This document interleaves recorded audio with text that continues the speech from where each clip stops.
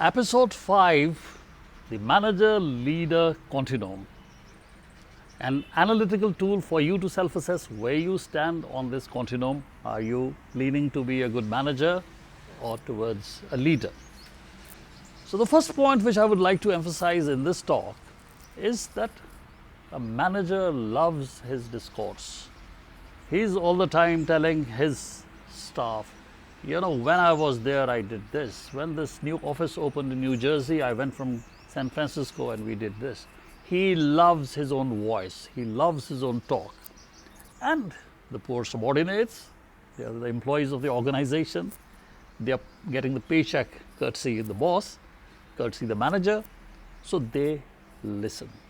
There is very little element of interactivity or feedback. On the other hand, a leader encourages intercourse. It is not a one-way communication of a discourse.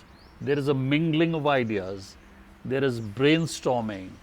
There are people questioning each other. There are people trying to throw alternatives of doing the same thing more effectively and more efficiently. So a leader is essentially encouraging intercourse between his followers, inter se, and also with himself, so that the same mission which has to be achieved and which is common to the follower and the leader, there is clarity on this, can be achieved quickly, more efficiently, and more effectively. So a manager loving his discourse, whereas a leader encouraging intercourse between himself and the followers. A manager, he often says, I'm on to the next point, is that he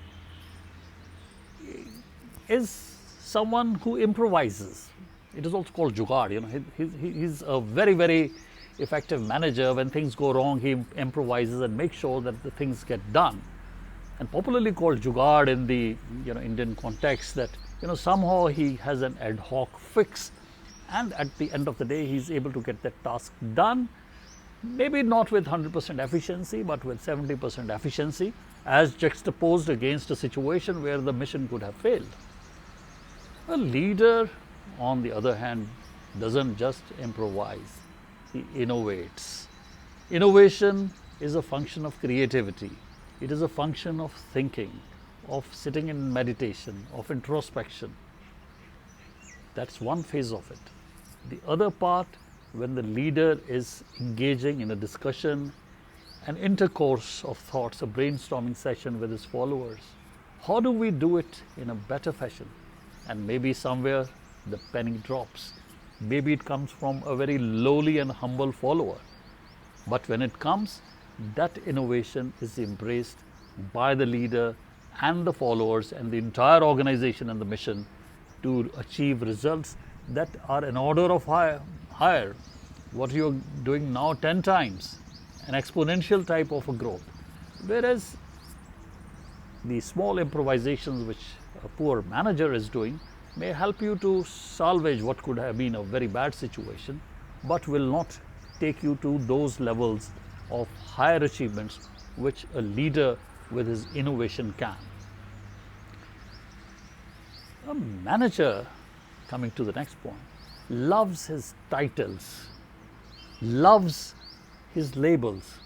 I'm a vice president, but now I put in 5 years of service, sir. I have to be designated as a senior vice president. And when you do so, do I, by the way, get a hike in my salary? Am I going to get a bigger room?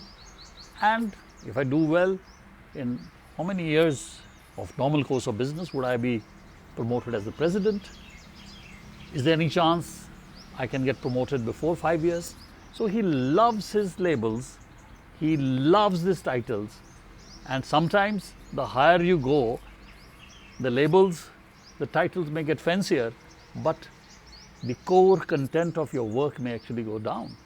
But a manager, being a manager, he loves those titles, those fancy boards, nameplates, showing that you've actually promoted yourself. On the other hand, a leader goes beyond labels and titles. You've got spiritual and charismatic leaders.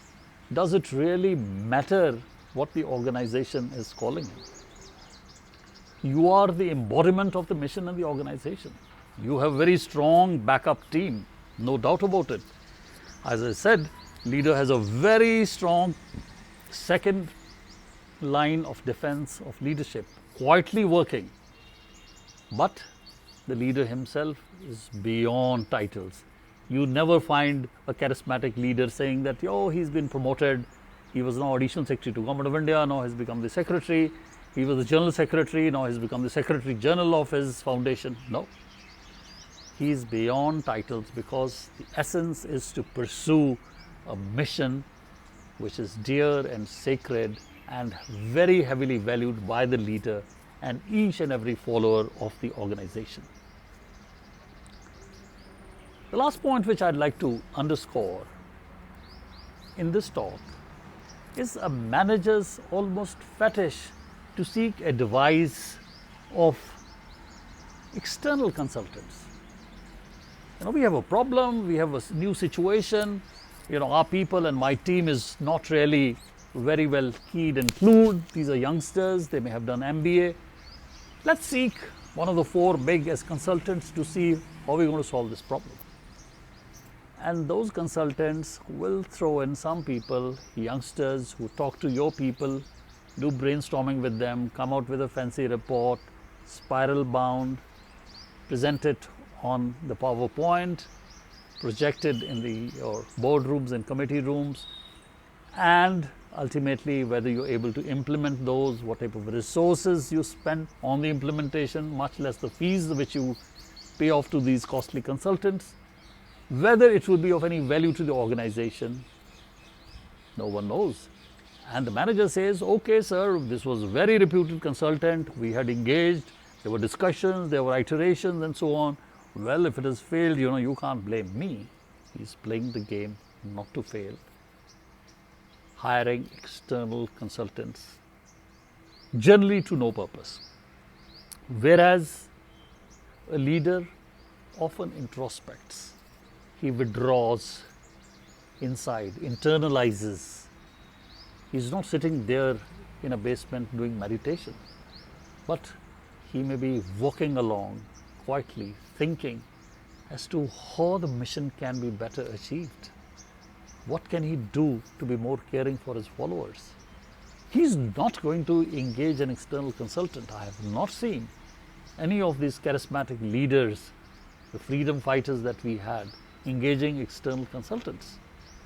The answers all come from within you. The problems you appreciate the best, the strengths and weaknesses of your organization and your leaders and your followers, your own personal constraints, your capacity to make sacrifices and take risks, personally and organizationally, So why do you hire consultants? You introspect, have consultative sessions, have a course correction, and march relentlessly towards that mission, because that mission is not negotiable. Things can change, the path, methodology, everything else can change, but the basic core mission does not change. So friends, in this episode, only these points, but as I always conclude saying, if you feel genuinely that these series of talks would be of help for your friends and followers, please share, like and comment. Your feedback is most welcome. And above all, subscribe, because there are going to be more episodes, not only in this series, but next series coming up soon. Stay tuned and have a great day ahead.